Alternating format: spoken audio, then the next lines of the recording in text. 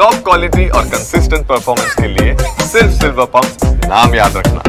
ಅಹಮದಾಬಾದ್ನ ಮೆಹಗಾನಿ ನಗರದಲ್ಲಿ ಭೀಕರ ವಿಮಾನ ದುರಂತ ಸಂಭವಿಸಿದೆ. ಈ ವಿಮಾನ ದುರಂತದಲ್ಲಿ 265ಕ್ಕೂ ಹೆಚ್ಚು ಮಂದಿ ಸಾವನ್ನಪ್ಪಿದ್ದಾರೆ. ಈ ವಿಮಾನದಲ್ಲಿದ್ದಂತಹ 242 ಪ್ರಯಾಣಿಕರ ಪೈಕಿ 241 ಪ್ರಯಾಣಿಕರು ಸಾವನ್ನಪ್ಪಿರುವಂತಹದ್ದು, ಓರ್ವ ಬದುಕುಳಿದು ಬಂದಿರುವಂತಹದ್ದು. ಮತ್ತೆ ಈ ಘಟನೆಯನ್ನ ಕಣ್ಣಾರೆ ಕಂಡಂತವರು ಇಲ್ಲಿನ ಸ್ಥಳೀಯರು ಇದನ್ನ ಹೇಗೆ ನೋಡಿದ್ರು, ಹೇಗೆ ಸಂಭವಿಸಿತು ಅನ್ನುವಂತಹದನ್ನ ವಿವರಿಸ್ತಾರೆ. ಇವರು ಸುರೇಶ್ ಅನ್ನುವಂತವರು ಇಲ್ಲೇ ಮೆಹಗಾನಿ ನಗರದ ನಿವಾಸಿಯಾಗಿದ್ದಾರೆ.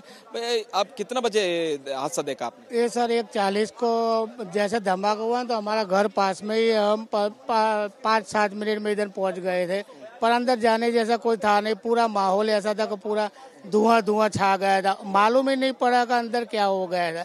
इतने में फायर की गाड़ी आई, पुलिस दौड़ के आई, सब अंदर आ गए। फिर लोकल पब्लिक को जाने से बंद करा दिया, पर अंदर से जो लाशें निकल रहे थे 200-250 लाशें तो अंदर मर गई होगी। अच्छा, उधर लोग, इधर का लोग रेस्क्यू करने के लिए गया, रेस्क्यू करने के लिए, वो रक्षण करने के लिए अंदर जैसे अंदर पैर पर अंदर कुछ दिखता ही नहीं था, पूरा धुआं था, पूरा जला हुआ था। आग तो चालू थी तो अंदर कौन जाएगा। फायर स्टेशन ने जैसे पानी डाला ना तो पैर जैसे डालते हैं ना तो पूरा पानी नीचे गर्म हो गया था, इतना गर्म हो गया था।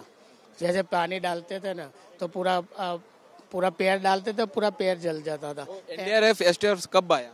वो फायर 5-7 मिनट में 1:40 को धमाका हो, 1:50 तो वो लोग आ गए थे, पुलिस भी आ गई थी, फायर स्टेशन भी आ गए। पूरा तंत्र कल से काम में लगा हुआ है, आज तक अभी तक लगा हुआ है, पूरे रात में कोई घर गया नहीं है। वो सिचुएशन कैसा था उस टाइम?